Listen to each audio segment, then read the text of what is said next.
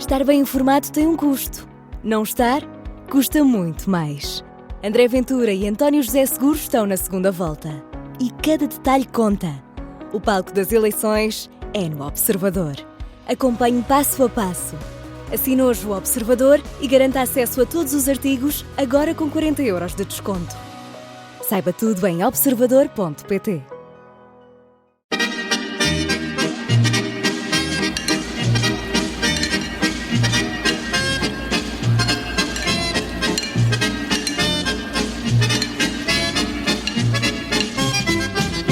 Olá, bem-vindos à Vichy Soares. O meu nome é Miguel Santos Carrapatoso, sou jornalista e editor adjunto de política do Observador. Desta vez não tenho ao meu lado o Miguel Viterbo Dias, que está, segundo foi possível apurar, algures num retiro espiritual na Serra da Lousã. Miguel, se me estiveres a ouvir, recebe este abraço sentido, mas tenho as inevitáveis Rita Tavares, Mariana Lima Cunha e Inês André Figueiredo. É este trio de brilhantes analistas que me vai ajudar a explicar a primeira semana de uma histórica segunda volta presidencial. Uma primeira semana marcada, inevitavelmente, pelo único frente a frente televisivo e pela tragédia que se abateu, sobretudo, sobre o centro do país. As sondagens dão um conforto considerável a António José Seguro, o debate não consagrou André Ventura e a campanha aproxima-se rapidamente do fim, sem que pareça haver margem para grandes surpresas. Mas, para discutir tudo isto e muito mais, venha daí a refeição mais deliciosa da política portuguesa. Rita Tavares, começo por ti, para te servir uma sopa morna como a campanha de António José Seguro, que parece, ainda assim, em velocidade de cruzeiro rumo a Belém. Sim, António José Seguro tem abrandou muito o ritmo, pelo menos estas 2 últimas semanas, semana e meia desde as eleições. Houve aqui uma tentativa até de mudar um bocadinho o registro e nos primeiros dias vimos-lo muitas vezes em reuniões mais privadas e mais focadas em temas concretos, como por exemplo a defesa, a política internacional e também a corrupção. Agora, hoje, nomeadamente, já começou a arrancar mais a sério, com mais iniciativas, sendo que teve logo esta questão da intempérie que se abateu sobre a zona centro e, portanto, isso condiciona não só o discurso de campanha, como também as ações de campanha. Foi o caso de um comício que estava previsto para Almeirim e que acabou por ser cancelado, porque António José Seguro considera que a situação de instabilidade no distrito de Santarém faz com que seja melhor não fazer esse comício. Ele que não quer fazer o aproveitamento político desta situação, pelo menos foi isso que disse esta tarde até aos jornalistas em Setúbal. Disse taxativamente que indo a Leiria, e já foi, logo na quarta-feira, vai sempre sozinho, admitiu que pode ir novamente, mas será no mesmo registro sozinho, o que acaba por ser uma crítica também a André Ventura, o seu adversário nesta corrida, que já esteve na zona mais afetada pelo mau tempo, e António José Seguro queria marcar aqui essa diferença relativamente ao seu adversário e também a pontuar aqui por ser, para já, uma das poucas, foi um dos primeiros a estar no local, ainda que em privado. Isso foi registado pelo autarca da Figueira da Foz, Pedro Santana Lopes, nas redes sociais, de que o único a contactá-lo tinha sido António José Seguro. Ora, isto acaba por ser também uma crítica ao poder central, e António José Seguro, apesar de não querer fazer o aproveitamento político deste momento em que o país vive, acaba por tentar também tirar um bocadinho de proveito pelo menos da gestão política que se vai fazendo relativamente ao que aconteceu em Leiria. E em relação ao debate, Rita Tavares, que leitura se pode retirar do impacto que teve ou não na campanha de António José Seguro? Havia muita expectativa em relação ao frente a frente, havia também muita expectativa em relação ao próprio desempenho de André Ventura, se seria ou não capaz de provocar o erro no adversário. O debate aconteceu com relativa normalidade. Isso deu maior conforto a António José Seguro? Acho que António José Seguro tentou ali não cometer erros, percebeu que era um terreno que podia estar minado e que esse erro algum deslize poderia acontecer.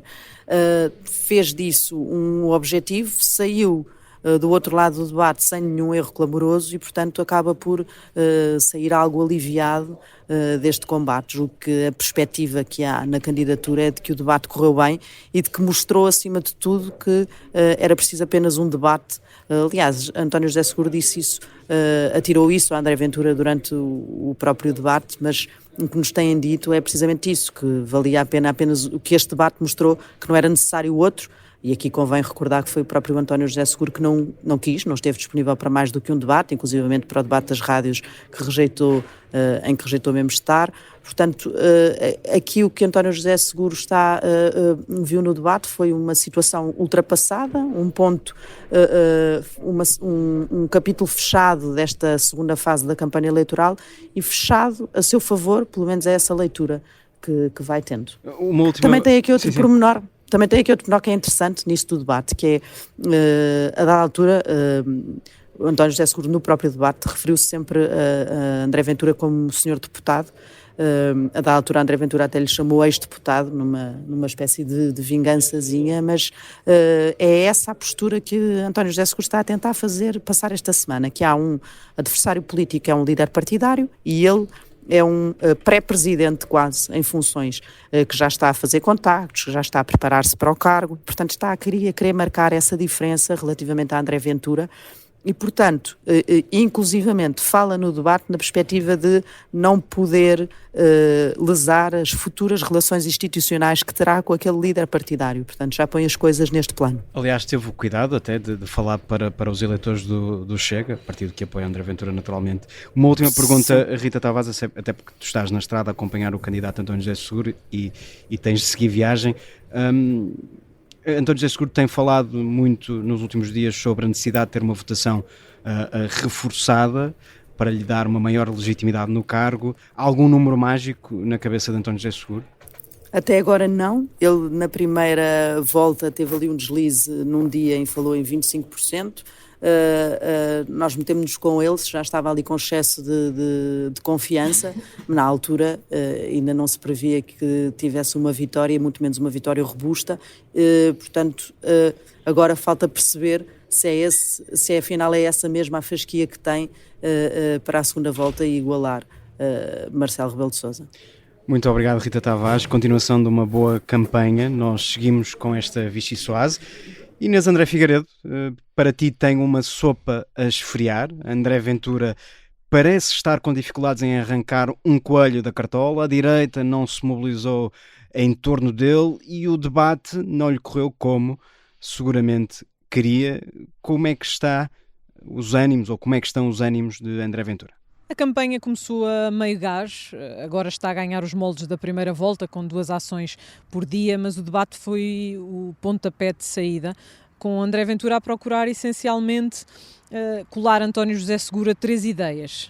Diz que é do PS e que não pode fugir das responsabilidades que teve enquanto líder do partido e governante, que está a ser o rosto das elites, dos apoios vindos das castas, como lhe chamou André Ventura, até porque do outro lado está exatamente o líder do Chega e há essa tentativa de diferenciação dos dois candidatos e finalmente tem procurado muito o argumento de que António José Seguro não tem uma ideia para o país.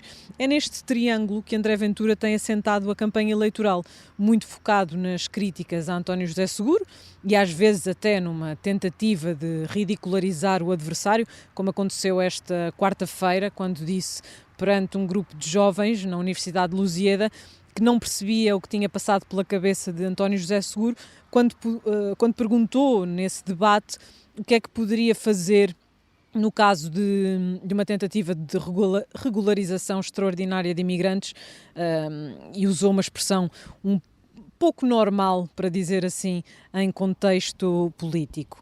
Por outro lado, André Ventura tem muita dificuldade em despir o fato de líder da oposição e isso viu-se na reação à tempestade, que acaba por marcar a semana.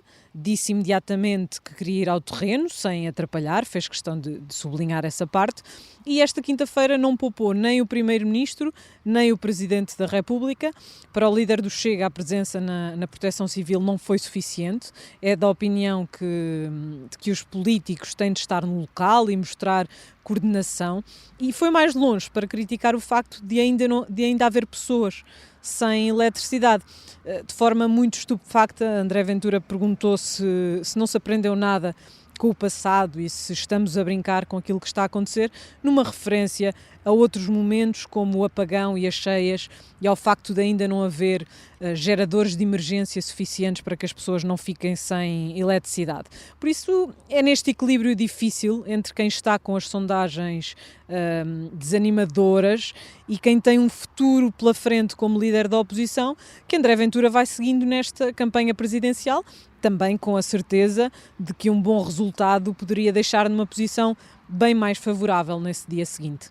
Mariana Lima Cunha, finalmente para ti tem uma sopa entalada. A nomenclatura do PSD continua com muitas dificuldades em lidar com a candidatura de André Ventura e parece estar disposta a aguentar a lei da rolha até ao fim. Mas apontemos para a frente, uma coisa que tu gostas muito de fazer. Em que estado ficarão Luís Montenegro e o Governo depois de 8 de fevereiro? Acho que tudo depende muito do resultado que André Ventura vier a ter. Portanto, nesta altura nós estamos a falar, como tu dizes, prevendo o futuro. Estamos a falar num momento em que é muito previsível que António José Seguro ganhe e que, portanto, a dúvida passa a ser um bocadinho a dimensão da derrota de André Ventura, que para ele não será uma derrota no sentido em que, embora eu não seja das pessoas que dizem que André Ventura, o pior que lhe podia acontecer era ir para Belém, etc. Porque acreditando que não é o objetivo primordial dele, acho que há muito para fazer em Belém em que pode funcionar como um eixo político muito importante e prejudicar a AD e o Governo. E parece-me que esse é um dos objetivos mais primordiais de André Ventura neste momento. Mas enfim, sendo certo que a percentagem que tiver só será uma derrota se for abaixo da que ele próprio já teve em presidenciais e da que o Chega tem. Também é certo que precisaria de alargar bastante essa base para poder, enfim, consolidar a autoproclamação que fez como líder da direita, e isso até agora não está a acontecer. Portanto, eu diria que André Ventura até agora na campanha que tem feito tem facilitado um bocadinho a vida a Luís Montenegro e ao Governo. Como tu dizias, de facto, ninguém desalinhou até agora. Todas as grandes figuras de direita, as figuras relevantes de direita, têm todas colocado o seu apoio ao lado de António José Seguro, mas André Ventura também não ajuda, porque eu compreendo que seja muito difícil e acho que ele está a viver esse dilema neste momento, manter a sua base, porque aí sim seria uma derrota ter alguns da sua base a desmobilizar potencialmente para a abstenção, mas manter a sua base que tem muito fundamento no protesto e no ataque ao sistema, etc., enquanto tenta atrair os eleitores do chamado sistema da AD e do centro-direita para si, é um equilíbrio que mesmo o talentoso André Ventura, que é um político talentoso em termos de comunicação e etc., eu acho que está a ter dificuldade em fazer. É difícil imaginar todo o eleitorado moderado de direita a deixar-se seduzir, por um lado, pelo discurso de André Ventura, que um bocadinho estilo Trump vai fazendo imitações de António José Seguro e apocando o adversário, ou seja, não é um estilo que me parece que seja agregador e que esteja a abranger a maior parte do eleitorado de direita, e portanto não me parece que André Ventura esteja a sentir grandes facilidades em adaptar esse discurso.